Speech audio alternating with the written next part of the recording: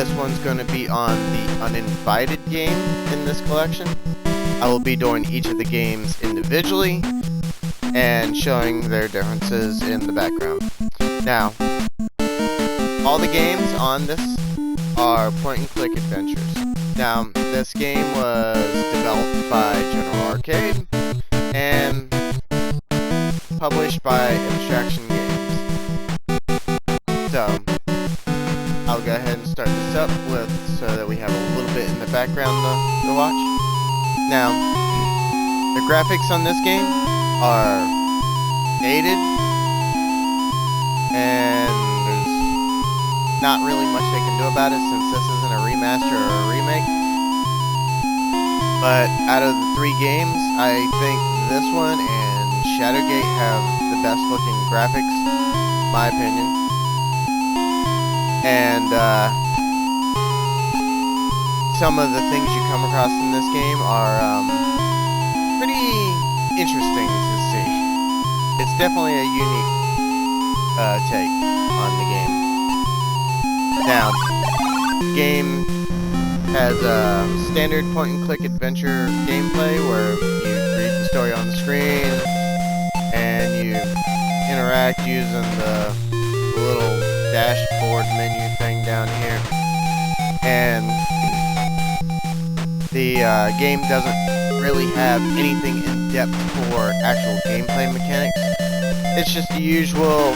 If you play these older style point-and-click games, you tend to die very easily over simple mistakes. So, the game itself, while it's not hard to figure out, to me, out of the three, it's probably the easiest one to navigate because they give you a lot more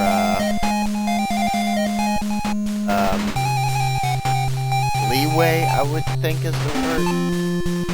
So, other than that, all three of these games can be pretty brutal.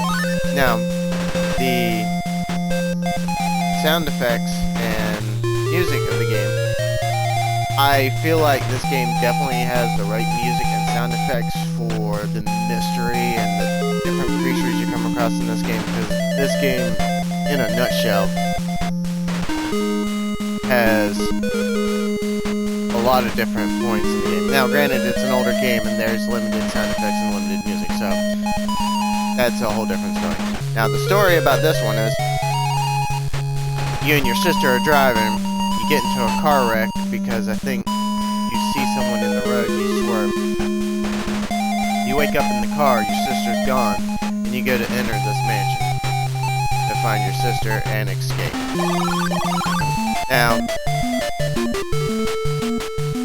in this story, you come across a whole host of different creatures, varying from all different kinds of like religions and backgrounds and mythologies. So I mean, if you're into that kind of stuff, you'll probably like it just for the aspect that it touches on a whole bunch of different things like that. Now,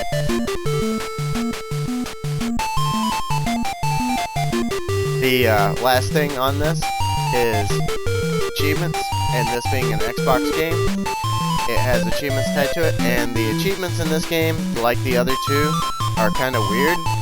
It's all about different ways of dying. If you don't mind, you know, going out of your way to do that, the achievements aren't that bad. They're all very easy, which I have all the achievements for this game already. I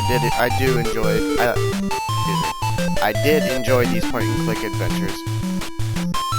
So, normally I rate a game 5 as average, not the industry standard of 7 or 8.